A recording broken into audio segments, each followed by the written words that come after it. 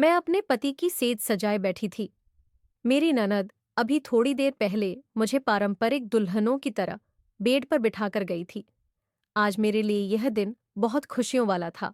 मुझे पता था थोड़ी देर बाद मेरे पति आएंगे, मेरा घूंघट उठाएंगे, मुझसे प्यार भरी बातें करेंगे, लेकिन मुझे नहीं पता था आज रात मेरे साथ क्या होने वाला है, मुझे किस सच का सामना करना है। मेरे चेहरे पर एक शर्मीली मुस्कान थी।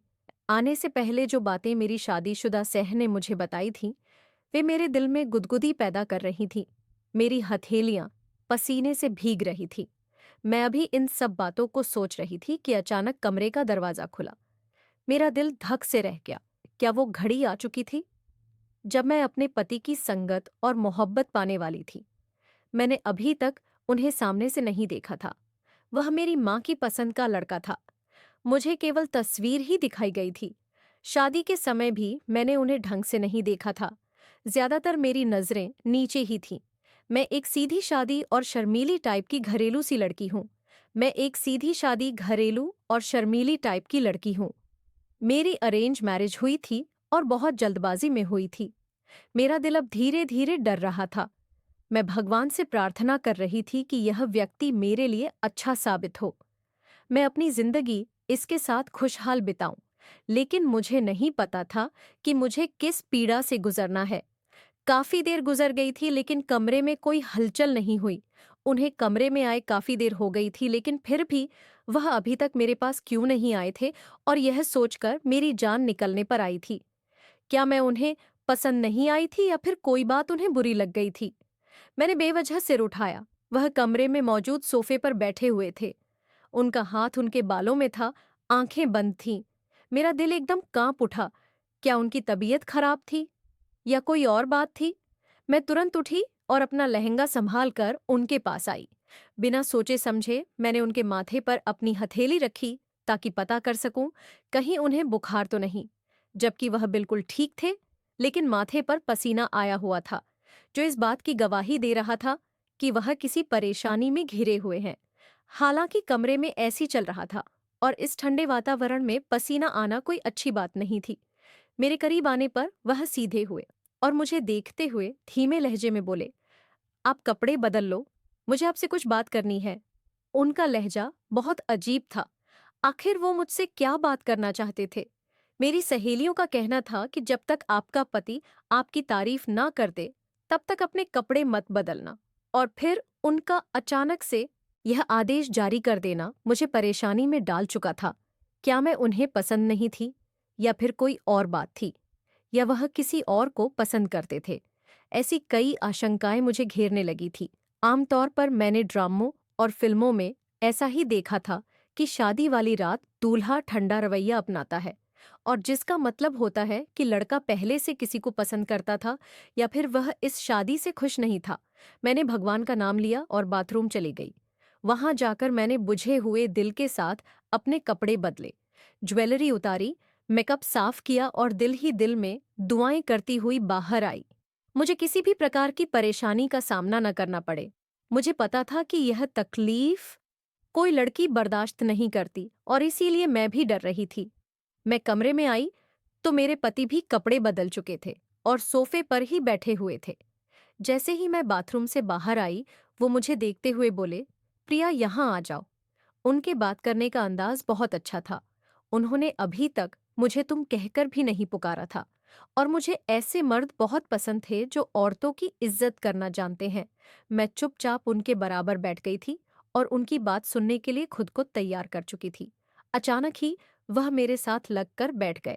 मेरे हाथों को अपने हाथों में थाम लिया। उनका अंदाज बहुत अनोखा था। मेरे चेहरे पर एक शर्मीली मुस्कान आ गई थी। मैंने समझा कि मेरे पति कुछ रोमांटिक सी बातें करेंगे, लेकिन अगले ही पल मेरी सारी खुशी बर्बाद हो गई थी। वह मेरा चेहरा अपनी ओर करते हुए बोले, मैं जानता हूं प्रिया, हर लड़की के लिए यह रात बहुत खूबसूरत होती है। मैं उम्मीद करता हूं आपकी रात भी खूबसूरत होगी। मैं कोई कमी नहीं छोड़ूंगा। आपको खुश करने की हर मुमकिन कोशिश करूंगा। मगर आज आपको अपनी जिंदगी से जुड़ी एक सच्चाई बताना चाहता हूं। मैं आपसे कुछ भी नहीं छिपाऊंगा। मैं उन मर्दों में से नहीं हूं जो औरत पर रखकर बंदूक चलाते हैं।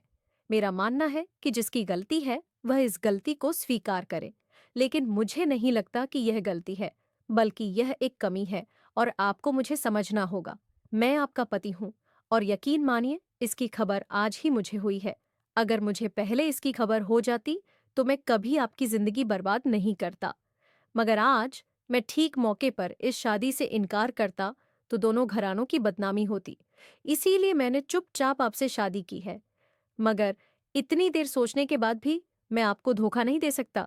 मेरा दिमाग मुझे लगातार एक ही सलाह दे रहा है कि मैं आपको यह सच ना बताऊं, बल्कि आपको धोखे में रखकर अपनी जिंदगी गुजार लूं।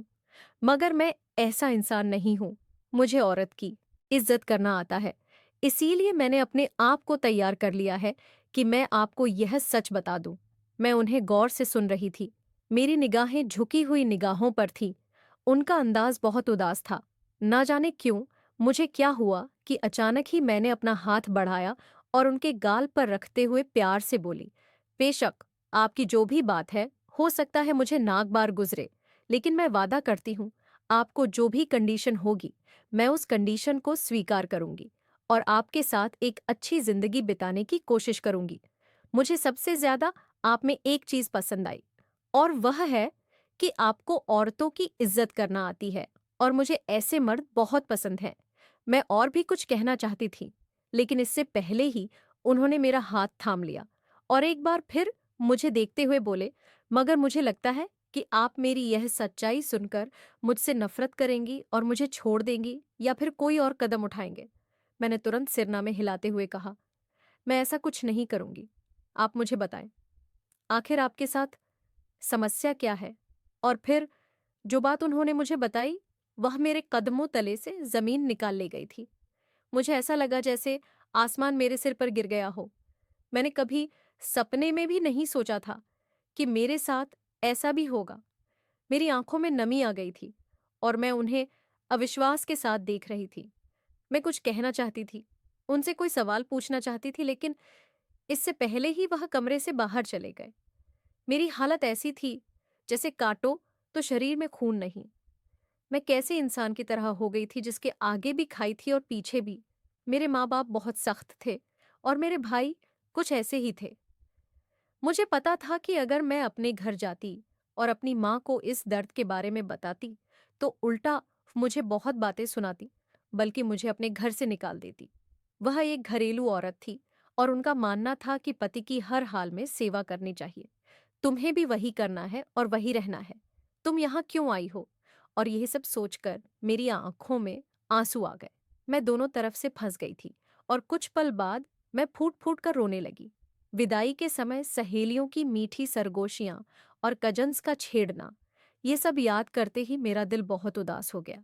काफी देर रोने के बाद मेरा दिल कुछ हल्का हुआ और मैं बाथरूम में खुद का हुलिया ठीक करने के लिए चली गई, क्योंकि रो रो कर मेरा चेहरा खराब हो चुका था।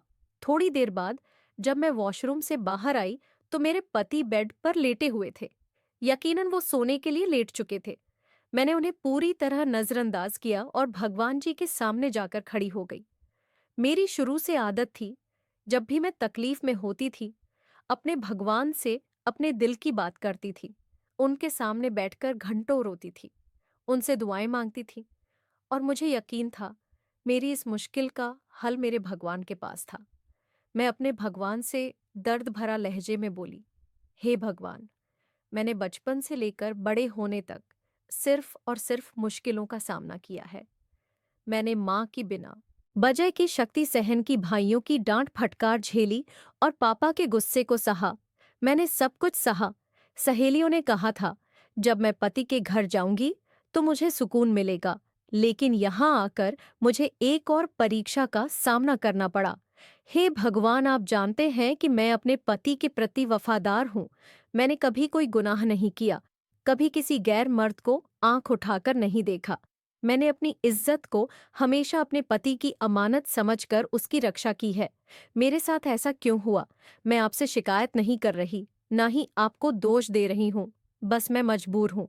दिल उदास है इसलिए आपसे बोल रही हूँ। मैं बहुत उम्मीद के साथ आपके पास आई हूँ। मेरे भगवान, मेरी प्रार्थना को जरूर स्वीकार कर लो। मेरी इस मुश्किल को दूर करो। मैं अपनी जान दे दूंगी, लेकिन अपने पति का साथ नहीं छोड़ूंगी। मैं उनका अंतिम सांस तक साथ दूंगी। जो आपने मेरे लिए चुना है, मैं उसमें राजी हूं। हे भगवान, मुझे मजबूत बनाए रखना। मैं काफी देर तक अपने भगवान के सामने बैठकर आंसू बहाती रही। काफी देर रोने के बाद मेरा दिल हल्का हो गया। मैंने अपना भीगा चेहरा साफ करके उठी, लेकिन अचानक मेरी जान लबों पर आई। मेरा सांस ऊपर का ऊपर और नीचे का नीचे रह गया।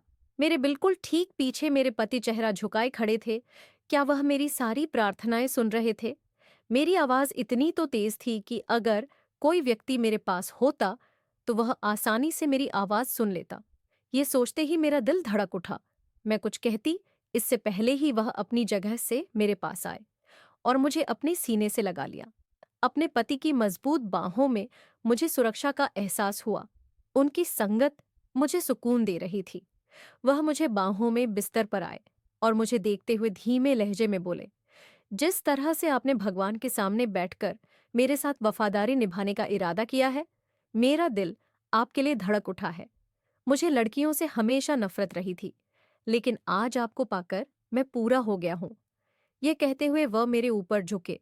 मैंने चुपचाप आंखें बंद कर ली। मैं अब अपने पति की संगत चाहती थी।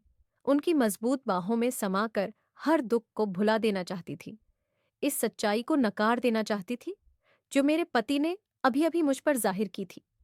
मैंने अपना आप चुपचाप अपने पति के हवाले कर दिया और मेरे पति मेरे ऊपर अपनी चाहतें लुटाने लगे और मैंने उफ तक नहीं किया। समय अपनी गति से गुजर रहा था और मैं उनकी बाहों में अपने सभी दुख भुलाकर एक अलग ही दुनिया में खो गई थी। वो रात धीरे धीरे बीत गई, लेकिन मुझे नहीं पता था कि अगली सुबह मेरे लिए क्या तूफान लाने वाली है। सुबह होते ही मेरी आंख खुली। मैंने गर्दन घुमाई। मेरे पति नींद के मजे ले रहे थे। मैंने गहरी सांस ली और अपने पति की ओर कदम बढ़ाए। मैं उन्हें उठाना चाहती थी, लेकिन शादी का पहला दिन था और वह थोड़ी देर पहले ही सोए थे। इसीलिए मैं कोई बुरा माहौल नहीं चाहती थी। इसीलिए मैं चुपचाप होकर लेट गई। मुझे पता था कि थोड़ी देर के बाद मुझे कोई जगाने आएगा। इसीलिए मैंने जागने में ही भलाई समझी, लेकिन आंखें बंद कर ली ताकि थोड़ा आराम मिल सके। कुछ पल बाद अचानक मेरे पति का मोबाइल बजा। मैं उन्हें फोन देना चाहती थी, लेकिन अचानक ही वह चौंक कर उठे और अपना मोबाइल कान से लगाकर बालकनी में चले गए। उनका अंदाज बहुत शक भरा था। मोबाइल उठाकर बाहर जाना मुझे अजीब लगा। मैं उन पर शक नहीं कर रही थी, लेकिन उनकी हरकत शक करने वाली थी। मैं चुपचाप लेटकर उनके वापस आने का इंतजार करने लगी। थोड़ी देर बाद वह कमरे में आए और काफी जल्दबाजी में कपड़े बदले और बिना मेरी ओर देखे कमरे से बाहर चले गए। उनके जाते ही मैं उठकर बैठ गई। ये क्या मामला था? किसका फोन आया था और वह क्यों गए थे? ऐसे कई सवाल मेरे दिमाग में घूम रहे थे। मुझे उनका अचानक बाहर जाना कुछ अजीब लगा था। मैं अब भी थोड़े थोड़े शक में थी। फिर मैंने अपना सिर झटका, क्योंकि मुझे नहीं पता था कि उनके साथ क्या प्रॉब्लम थी और उनके साथ क्या हुआ था। इसलिए मैंने कोई निष्कर्ष नहीं निकाला। थोड़ी देर बाद दरवाजे पर दस्तक हुई और मेरी ननद कमरे में आई। मैं पहले से उठ चुकी थी। वह कमरे में आते ही मुझसे मिली और अपने भाई के बारे में पूछने लगी कि वह कहाँ है। मैंने कहा, मुझे नहीं पता। मुझे हैरत हुई। क्या उन्होंने घर में भी किसी को कुछ नहीं बताया था? और वह इतनी सुबह कहाँ गए थे? मैं सोच सोचकर परेशान हो रही थी। मेरी ननद ने मुझसे कहा कि आप कपड़े बदलकर तैयार हो जाएं। नीचे नाश्ते का इंतजाम किया जा रहा है। मेहमान भी आने लगे हैं, इसीलिए ज्यादा देर मत करना। मैंने अपने पति का ध्यान झटका और जल्दी जल्दी तैयार होने लगी। मैंने अपनी माँ का दिया हुआ एक लाल रंग की साड़ी पहन ली, जिसे पहनकर मैं चांद की तरह लग रही थी। मेरी दूधिया रंग पर लाल रंग बहुत जच रहा था। मैंने खुद को बहुत खूबसूरती से सजाया था। बीच में मांग निकालकर मैंने अपने बालों को खुला छोड़ दिया था, जो किसी खूबसूरत झरने की तरह मेरी कमर पर बिखर गए थे। अपना पूरा जायजा लेकर मैं नीचे गई थी। जैसे ही मैं नीचे आई, मेरी नजर अपने पति पर गई। वह अपनी माँ के पास बैठे थे और ना जाने कौन सी बातें कर रहे थे। मुझे कुछ नहीं पता। मैं उनकी माँ के पास गई और धीमी आवाज में प्रणाम करके उनके पैरों को छूकर आशीर्वाद लेने के लिए झुक गई। उन्होंने मेरी तैयारी पर एक नजर डाली और मुझे आशीर्वाद दिए बिना बोली। क्या तुम किसी शादी में जा रही हो जो इतनी तैयार होकर आई हो? तुम्हें नहीं पता कि घर में कितने अनजान मर्द आ रहे हैं। तुम्हें थोड़ा होश में रहना चाहिए। मैं एकदम शर्मिंदा हो गई। मैंने एक नज़र अपने पति पर डाली। उनका लहजा और बात मुझे काफी बुरी लगी थी, लेकिन मेरे पति चुप बैठे थे। मुझे लगा वह मेरी मदद करेंगे और बताएंगे कि मैं नई नबली दुल्हन हूं। मेरा इस तरह तैयार होना सही है, लेकिन वो चुप रहे। मैं कुछ कहती इससे पहले ही मेरी सास ने सुर में कहा, जाओ और कपड़े बदल कर नीचे आओ। कोई सादा कपड़े पहनो और अपने चेहरे पर लगी हुई ये क्रीम पाउडर भी हटा दो। हमारे घर की बहू बेटियां इतना तैयार नहीं होती। मेरी आंखों में आंसू आ गए थे। सच तो यह था कि मैं भी ऐसे ही माहौल की आदी थी, लेकिन मैंने अपने मायके में इस उम्मीद के साथ जिंदगी बिताई थी कि मैं अपने सभी शौक अपने ससुराल में जाकर पूरे करूंगी। लेकिन उनके इस तरह के व्यवहार ने मुझे दुखी कर दिया था। क्या मुझे यहां भी डर डर कर जीना था? मैं चुपचाप ऊपर जाने लगी, लेकिन अचानक दूसरे कमरे से मेरी जेठानी बाहर आई। वो तो मुझसे भी ज्यादा तैयार थी। मुझे लगा कि मेरी सास उन्हें भी नीचा दिखाएंगी, लेकिन ऐसा नहीं हुआ। वह तुरंत मेरी सास के पास गई और उन्हीं के आगे झुक रही थी। ये क्या माजरा था, मुझे समझ नहीं आया, लेकिन मैं चुपचाप अपने कमरे में चली आई। क्या मेरी सास मेरे पति के कारण ऐसा कर रही थी, या फिर कोई और बात थी? यह सोचते सोचते मेरा दिमाग खराब होने लगा। मैंने चुपचाप अपनी माँ की दी हुई एक और साधारण सी साड़ी पहनी और अपना चेहरा साफ करके नीचे आई। मेज सजी हुई थी। सब लोग नाश्ता करना शुरू कर चुके थे। किसी ने मेरा इंतजार नहीं किया था। मुझे तो अपने पति पर आश्चर्य हो रहा था। कल रात वह कितने अच्छे थे और अब मुझसे ऐसे अजनबी हो गए थे जैसे वह मुझे जानते ही ना हो। मैंने भी चुपचाप अपना सिर झटका और मेज के करीब आई। भूख ने मुझे परेशान कर दिया था।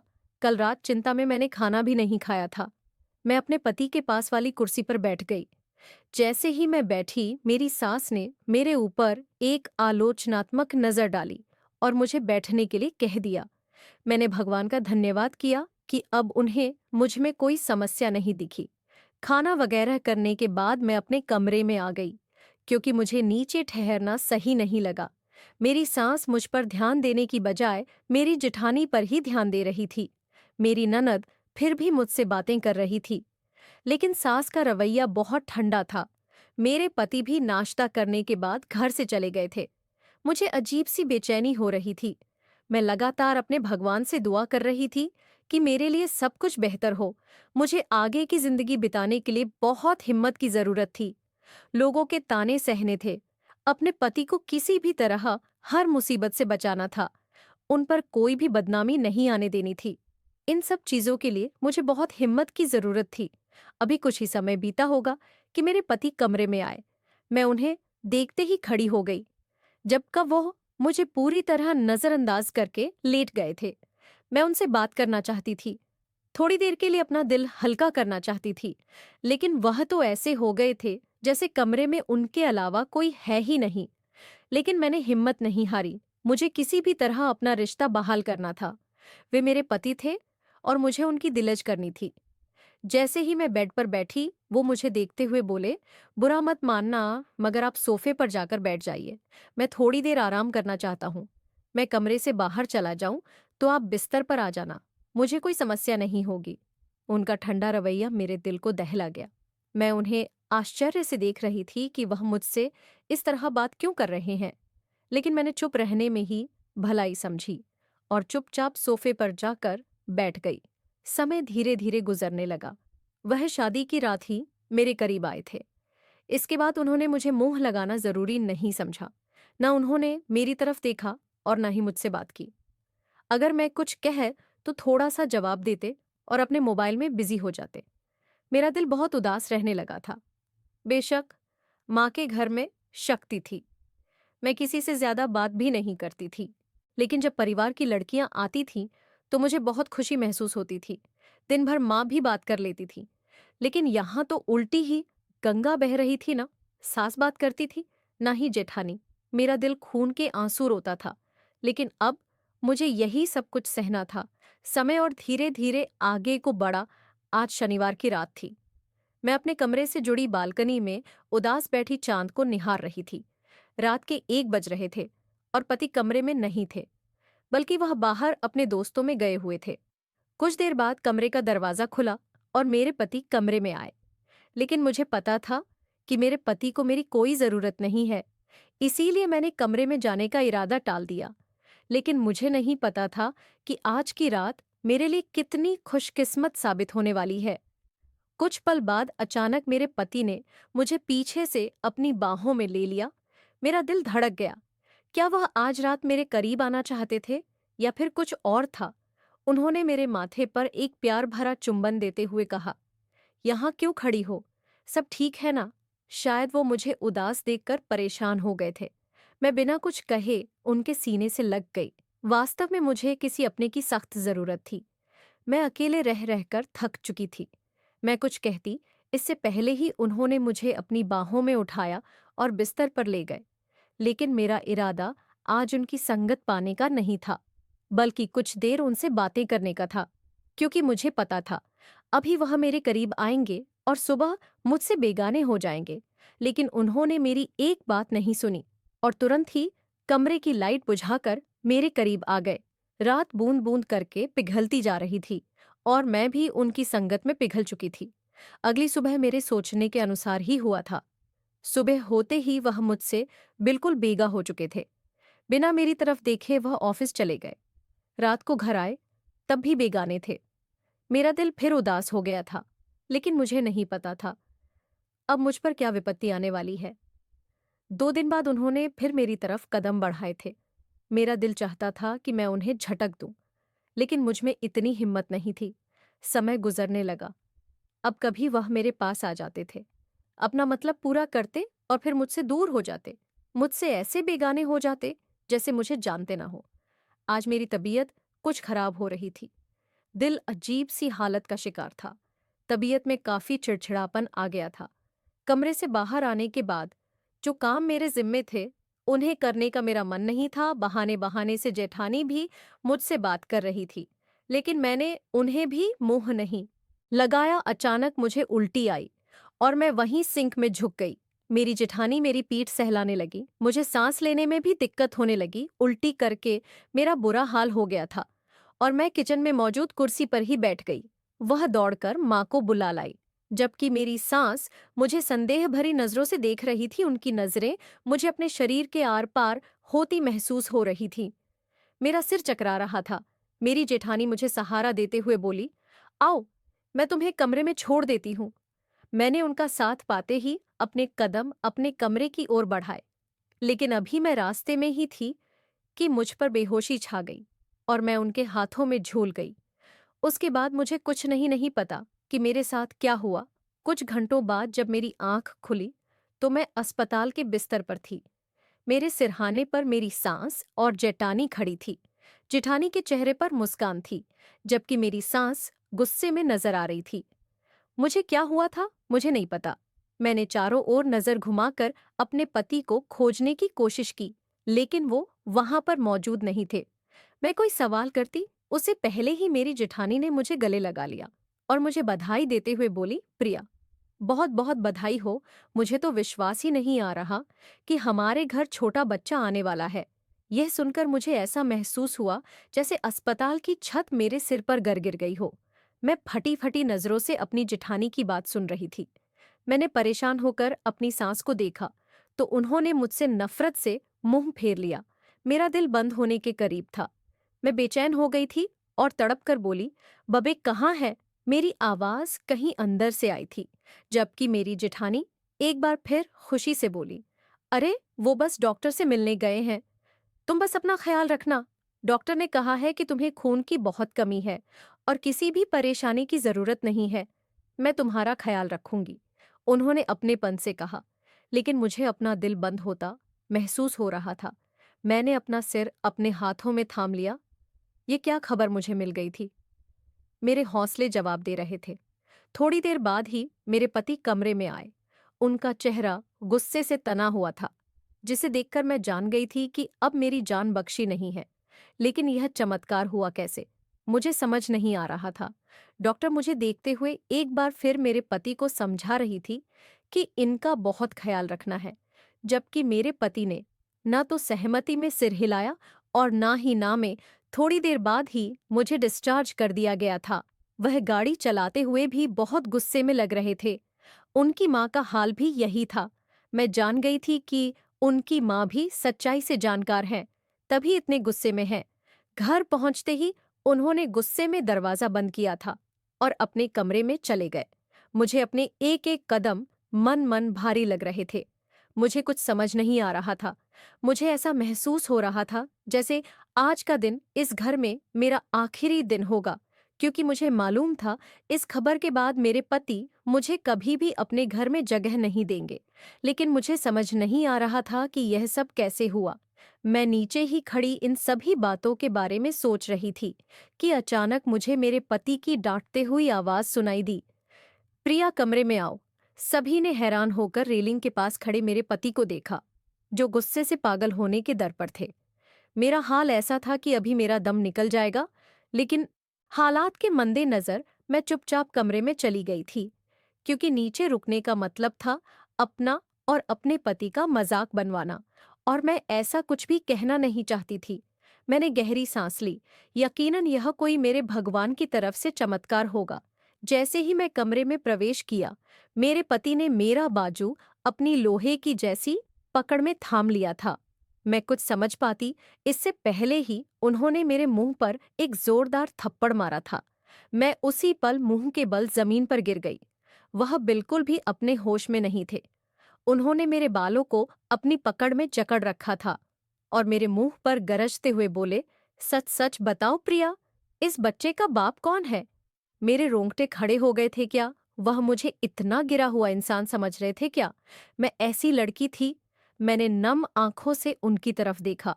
आंखों में क्या कुछ नहीं था। मान टूट जाने का दुख, अपनी बेइज्जती के आंसू, वो एक झटके से मुझे छोड़ चुके थे और मेरी ओर देखते हुए बोले, फौरन अपना सामान बांधो और मेरे घर से निकल जाओ।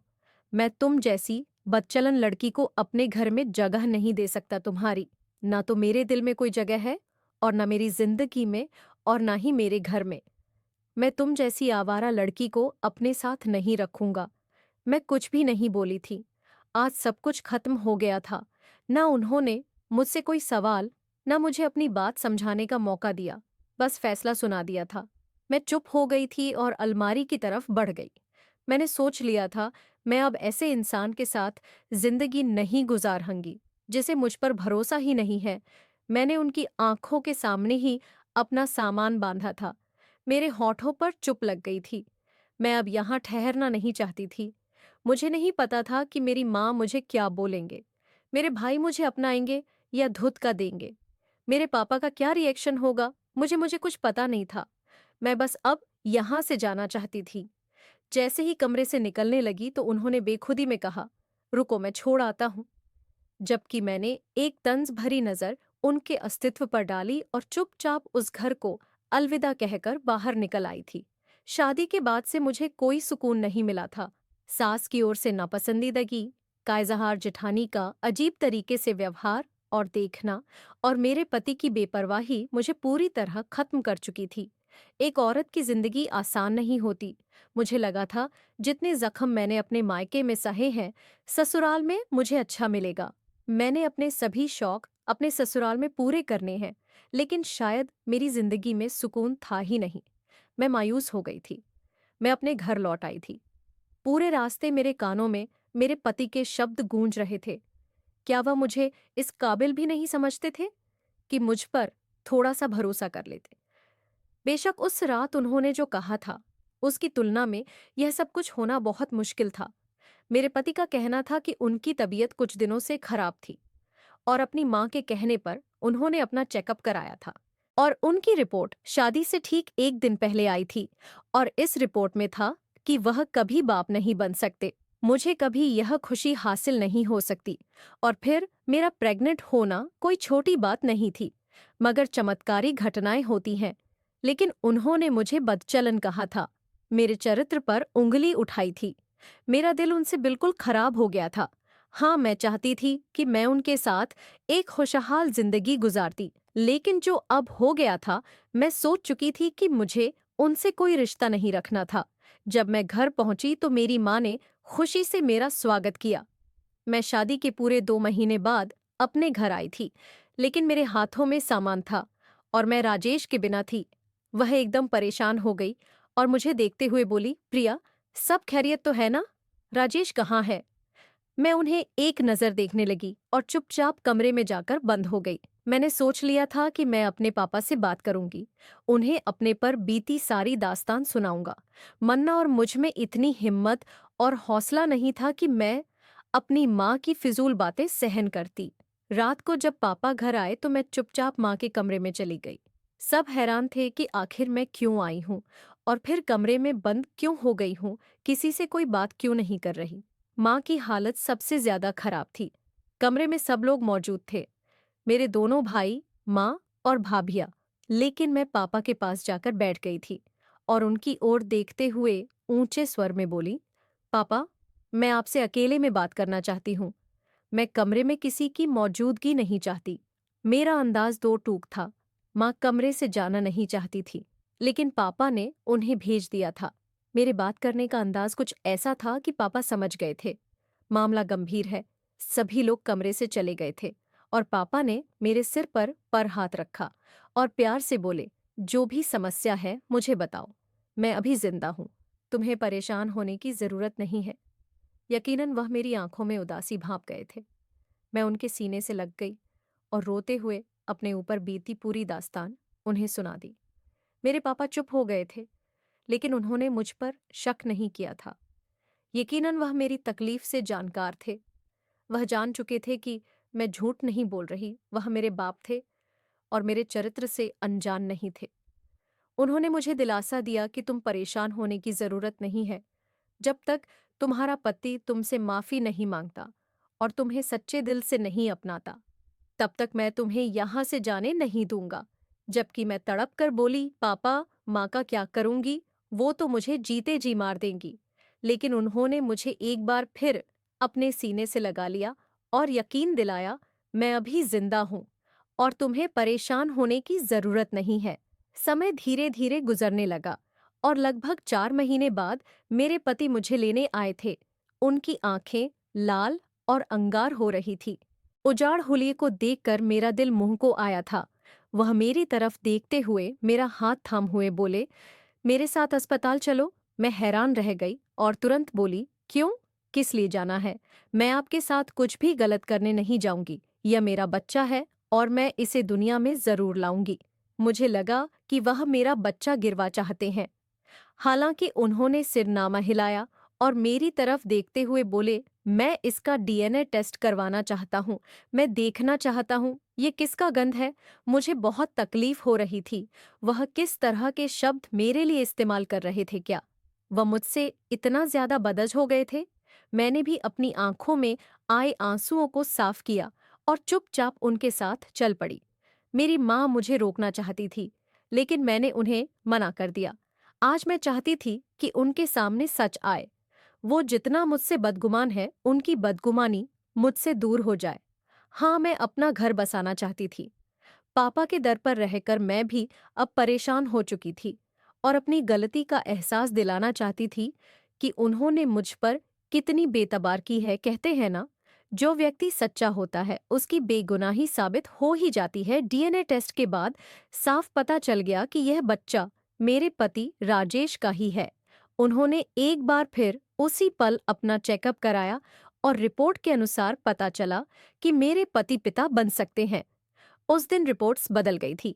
शादी के एक दिन पहले रिपोर्ट आने की वजह से वह बहुत बिजी थे और जल्दी जल्दी में फादर का नाम देखना भूल गए थे। नाम और सरनेम होने की वजह से गलतफहमी हो गई थी। उसी पल राजेश ने भगवान का धन्यवाद किया और अस्पताल के कॉरिडोर में बैठकर मेरे पैरों को पकड़कर मुझसे माफी मांगी थी कि मैंने तुम पर बेएतबार की, तुम पर आरोप लगाया, जबकि मैं उन्हें चुप नजरों से देख रही थी। मैंने आज तक सिर्फ और सिर्फ चुप्पी ही शादी थी और आज भी मैं चुप थी। हाँ, मैं कुछ गलत नहीं करना चाहती थी। मैं एक समझदार लड़की थी। मैं एक छोटी सी गलतफहमी पर अपना घर उजाड़ना नहीं चाहती थी। पापा से मवरा करके मैं अपने पति के साथ वापसी की राह पर चल पड़ी थी और मेरे लिए सभी दृश्य हैरान करने वाले थे। मेरी जेठानी, जो उस दिन मुझे अपनापन दिखा रही थी, आज मुझे देखकर जल भुन गई थी। यकीनन उन्हें भी मेरे पति की असलियत मालूम हो गई थी। और वही सांस, जो मुझे देखना भी पसंद नहीं करती थी, मेरे कदमों में फूल निछावर कर रही थी। मेरे पति ने मुझे पलकों पर बिठा रखा था। सबने मुझ पर बहुत ध्यान दिया था। मेरे पति ने अपनी गलती माननी शुरू की कि शुरू शुरू में मैं तुम पर ज्यादा ध्यान नहीं देता था। मेरी माँ भी तुमसे दूर दूर रहती थी और वजह यह थी कि मेरी माँ ने मुझे समझाया था कि अपनी पत्नी को ज्यादा सर पर मत चढ़ाना। जो कमी तुम्हारे अंदर है, उसके चलते तुम्हारी पत्नी तुम्हें छोड़कर चली जाएगी और सारे जग में तुम्हारी बदनामी होगी। अभी से उसकी लगा में कसना शुरू कर दो, तो वह आगे को आवाज नहीं उठा पाएगी। मुझे माफ कर दो प्रिया, मुझे माँ की बातों में नहीं आना चाहिए था। मुझे तुम पर विश्वास करना चाहिए था, लेकिन मैं दुख से मुस्कुरा दी थी। बेशक यह समाज मर्दों का समाज है, क्योंकि गलती मेरे पति की होने के बावजूद तकलीफ मैंने सहन की थी। और आज जब इस गलती का निवारण हो गया था, तो मैं उन्हें अच्छी लगने लगी थी। उन्होंने वास्तव में मेरा बहुत ख्याल रखा था। मैंने भी बड़े दिल से उन्हें माफ कर दिया था। मगर मुझे कुछ समय तक बहुत तकलीफ रही थी और मैं अकेले में रो पड़ती थी। उनकी मोहब्बत को देखकर मुझे कभी कभी वह धोखा लगती थी, लेकिन धीरे धीरे उनकी मोहब्बत में सच्चाई नजर आने लगी थी। मेरे जाने के बाद वह बहुत उदास हुए थे। मुझे मेरी सास ने बताया था कि वह घर पर खाना पना भी छोड़ चुके थे, किसी से बात नहीं करते थे। कई रातों तो वह बाहर रहे थे। उन्हें भी चैन नहीं था। मुझे पता था कि गलतफहमी इंसान को खत्म कर देती है, और एक गलतफहमी ने मेरा घर भी उजाड़ने की कोशिश की थी। मगर भगवान की कृपा थी, मेरा सब्र बेकार नहीं गया था। लेकिन मैं सभी माँ बाप से यह विनती करती हूँ कि कभी अपनी औलाद, खासकर बेटियों पर सख्ती नहीं करनी चाहिए। उन्हें उसी तरह की जिंदगी जीने का मौका देना चाहिए जैसा वे अपने घर में जीना चाहती हैं, क्योंकि कभी नहीं पता होता कि ससुराल में किस तरह के लोग मिलेंगे और कैसी जिंदगी होगी। इसीलिए अपनी बेटियों का ख्याल रखें। कुछ महीनों बाद भगवान ने मुझे एक चांद सा बेटा दिया था, और मैंने सोच लिया था मैं अपने बेटे की इस तरह से परवरिश करूंगी कि लोग उसे देखकर उस पर गर्व महसूस करेंगे। दोस्तों, आज की हमारी यह कहानी आपको कैसी लगी जरूर बताना। पसंद आई हो तो प्लीज लाइक करना। रोज एक नई कहानी सुनने के लिए हमारे चैनल को भी सब्सक्राइब करना। मिलते हैं दोस्तों अगली किसी नई कहानी के साथ।